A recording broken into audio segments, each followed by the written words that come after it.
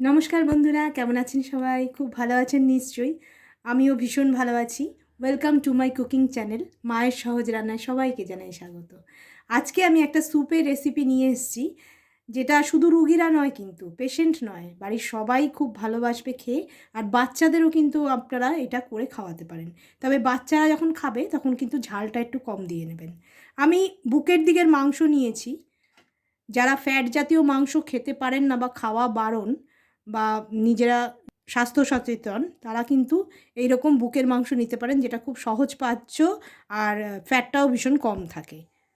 প্রথমেই কিন্তু চিকেনটাকে ম্যারিনেট করে নেব। আমি এখানে আদা, রসুন, কাঁচা লঙ্কা আর কয়েকটা গোলমরিচ দিয়ে দিয়েছি থেতো করে। আমি এই আদা, রসুন, কাঁচা লঙ্কা আর গোলমরিচের বাটাটা 1 চামচের মতো দিলাম। আমার বেশি পিস নেই, আরও যদি বেশি দেন আপনারা পিস, তাহলে কিন্তু আপনারা এই কোয়ান্টিটিগুলো একটু বাড়িয়ে দেবেন মশলার। এটা একটু স্পাইসি হবে, অথচ পাতলা রুগীদের মতো ঝোলও হবে না, আবার এটা চাইনিজ কিন্তু কোনো রকম স্যুপ নয়, একদম ঘরোয়া একটা স্যুপ। আমি অল্প জিরের গুঁড়ো দিয়ে দেবো। এই জিরের গুঁড়োটা কিন্তু চিকেনে খুব ভালো লাগে খেতে। আপনারা এটা কিন্তু গোটা জিরে ভেজে নিয়ে গুঁড়ো করেও দিতে পারেন। সামান্য দেব ধনের গুঁড়ো, জিরের থেকে কিন্তু কম আমি এখানে ধনের গুঁড়ো দেব। এখানে আমি টক দই দিয়ে ম্যারিনেট করব। আমি প্রথমেই বললাম এটা কিন্তু চাইনিজ স্যুপ বা আমাদের চেনা স্যুপ নয়, একদম ঘরোয়া। আমরা যেভাবে চিকেন রান্না করি সেভাবেই করব, অথচ এটা স্যুপের মতো একটু পাতলা ঝোল করব আর কি। টক দইটা আমি 2 চামচের মতো দিয়ে দিয়েছি। এবার আমি নুন দিয়ে দিলাম। আমি কিন্তু এর মধ্যে সবজিও দেব। যারা বাটার বা তেল দিয়ে করবেন তারা কিন্তু করতে পারেন, কিন্তু আমি কিন্তু সম্পূর্ণ বিনা তেলে আমি রান্নাটা করব। আর এটা খুব হেলদি। যে কোনো সময় এটা রান্না করে আপনি বাচ্চাদের বলুন, বড়দের বলুন বা পেশেন্টদের দিতে পারেন। অনেকেই আছে একদম তেল মশলা ছাড়া রান্না খাওয়া পছন্দ করেন, চিকেনের স্টু টাইপ এটা। এভাবে ভালো করে ম্যারিনেট করে 1 ঘন্টার মতো আমি রেখে দেবো। তারপরে কিন্তু আমি এই রান্নাটা প্রেশার কুকারে করব। আমি প্রেশার কুকার নিয়ে নিয়েছি। আমি তো বিনা তেলে করব, আপনারা চাইলে বাটার বা তেল এই সময় আপনারা দিয়ে দেবেন। চিকেনটা আমি 1 ঘন্টা ম্যারিনেট করে রেখেছিলাম। আপনারা চাইলে সঙ্গে সঙ্গেও করতে পারেন, তাতে কোনো তফাৎ হবে না। আপনারা অনেকেই ভাবেন লেগ পিস হলে বেশি ভালো হয়, কিন্তু ব্রেস্ট পিস দিয়েও দেখবেন খুব ভালো হয় খেতে। এর মধ্যে কোনো রকম ময়দা বা কর্নফ্লাওয়ার দেবেন না।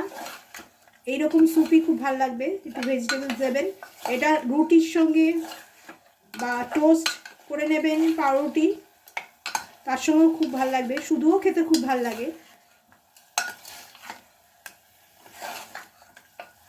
এরকমভাবে আমি একটুখানি ভালো করে চিকেনটাকে কিন্তু কষিয়ে নেব। দেখুন, আমি মাংসটা কিন্তু মিনিট 5 ধরে একটু মিডিয়াম লো ফ্লেমে কষালাম। নুন দেওয়া আছে, সেই জন্য একটু জল বেরিয়েছিল, জলটাকে আমি পুরো একদম মরিয়ে নিলাম। এইবার আমি সবজিগুলো এক এক করে দিয়ে দেবো, তারপরে আমি জল ঢেলে এখানে আমি 4টে সিটি দেব। আপনারা যদি বেশি মাংস গলাতে চান তাহলে আরও বেশি সিটি দিতে পারেন। আমরা একটু মাংস গোটা গোটা থাকলেই ভালো খাই, সেই জন্য আমি 4টে সিটিই দেব। আমি পেঁপে দিয়ে দিলাম, গাজর দিয়ে দিচ্ছি, আলু দিয়ে দিলাম, আর দিচ্ছি আমি বিট। আমি একটু জল দিয়ে দিচ্ছি, তলায় ধরে যাচ্ছে। বিটটা আমি এই কারণেই দিলাম, এটা তো হলুদ টলুদ কিছু দেওয়া হয়নি, সাদা সাদা অনেকেই খান, যারা খান তারা বিট দেবেন না। আমাদের একটু কালার হলে ভালো হয়, ওই জন্য আমি বিটটা দিলাম। কালারটা খুব সুন্দর আসে বিটটা দিলে, আর বিট তো খাওয়া খুবই ভালো। আপনারা এরকমভাবে স্টু বাড়িতে বানিয়ে খাবেন, খুব ভালো লাগবে খেতে। আমার আরেকটু নুন লাগবে, আমি একটু নুন দিয়ে দিচ্ছি কারণ আমি সবজি দিয়েছি। আমি সামান্যই নুন দিলাম। এইবারে একটুখানি বাড়িয়ে দিয়ে আমি সবজিগুলোর সাথেও একটুখানি কষিয়ে নেব মাংসটাকে। দেখুন, বিটটা দেওয়ার জন্য কি সুন্দর কালারটা এসে গেছে। এটা কিন্তু আরও লাল লাল হয়ে যাবে কালারটা। শীতকালে গরম গরম এই স্যুপ সন্ধেবেলা বা রাত্রিবেলা ডিনার একদম জমে যাবে।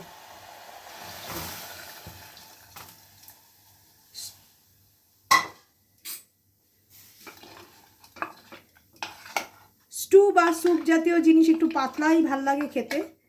আমাদের আর একটু জল দেবো আমি এর মধ্যে। বড় 1 কাপ প্রায় আমি জল দিলাম।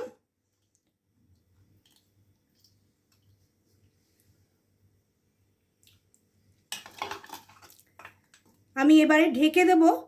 3 থেকে 4টে সিটি দেবো আমি, এর বেশি দেব না, তাহলেই কিন্তু আমার স্যুপটা রেডি হয়ে যাবে। আমি 3 থেকে 4টে সিটি দেব। আপনারা মিডিয়াম ফ্লেমে 3 থেকে 4টে সিটি দিলেই একদম চিকেনটা আস্ত থাকবে। আর যদি বেশি গলিয়ে খেতে চান, অনেকেই আছেন গলিয়ে চিকেনটাকে খেতে চান, তারা আরও বেশি সিটি দেবেন, আবার কমও দিতে পারেন, গোটা গোটা একদম চিকেনটা থাকবে। সবজিটাকেও সেদ্ধ হতে হবে, সেই জন্য আমি 4টে সিটি দেব। এটা খাবেন, এটা ভীষণ হেলদি আর খুব টেস্টি খেতে। 4টে সিটি দেওয়ার পর আমি স্ট্যান্ডিং টাইম দেব। প্রেশারটা যতক্ষণ না বেরিয়ে যাবে ততক্ষণ অবধি একটুখানি টাইম দিতে হবে। প্রেশারটা ঠান্ডা হয়ে গেলেই আমি আপনাদের খুলে দেখিয়ে দিচ্ছি গরম গরম স্যুপ বা স্টু যেটাই বলেন না কেন। এটা কিন্তু বাড়িতে আপনারা অবশ্যই করবেন, ভীষণ ভালো লাগে খেতে। আপনারা খেয়ে দেখবেন, নতুন ধরনের একটা স্টু বা স্যুপ বা চিকেনের ঝোল যা যা বলতে পারেন আপনারা বাড়িতে বানান। অয়েললেস চিকেন স্টুয়ের রেসিপি তৈরি হয়ে গেল। দেখুন বিটের জন্য কালারটা কিন্তু দুর্দান্ত এসছে, আর চিকেনগুলো দেখুন একদম কিন্তু গোটা গোটা আছে, হলুদ দেওয়া হয়নি, কিন্তু সুন্দর একটি কালার দেখুন দেখা যাচ্ছে। এটা কিন্তু রান্নাটা কিন্তু আপনারা পাউরুটি আর বা রুটি দিয়েই খাবেন, ওই দুটো দিয়েই ভালো লাগবে। আর এটা যে কোনো লোক খেতে পারবে, বাচ্চা, বয়স্ক, পেশেন্টও খেতে পারবে। আর আপনারা চাইলে এটার ওপর দিয়ে বাটার দিয়ে দিতে পারেন, কিন্তু আমরা দেবো না। রান্নাটা কিন্তু আপনারা অবশ্যই ট্রাই করবেন। আপনারা কিন্তু সবজিগুলো একদম গলাবেন না। দেখুন আমাদের সবজিগুলো কিন্তু একদম গোটা গোটা আছে। আমরা 4টে সিটি দিয়েছি, আপনারা ওই 3টে 4টে সিটি দিলেই হয়ে যাবে। আর আমাদের কমেন্টের মাধ্যমে লিখে জানাতে কিন্তু ভুলবেন না আপনাদের রান্নাটা কেমন লাগলো করার পরে। বেশি বেশি করে ভিডিওটাকে লাইক করবেন, বন্ধুবান্ধব আর রিলেটিভসদের সাথে বেশি বেশি করে শেয়ার করবেন, সাবস্ক্রাইব করবেন, পাশে থাকা অল বাটনটি ক্লিক করে দেবেন এমনি ঘরোয়া আর নতুন ধরনের রান্নার নোটিফিকেশন পাওয়ার জন্য। ধন্যবাদ।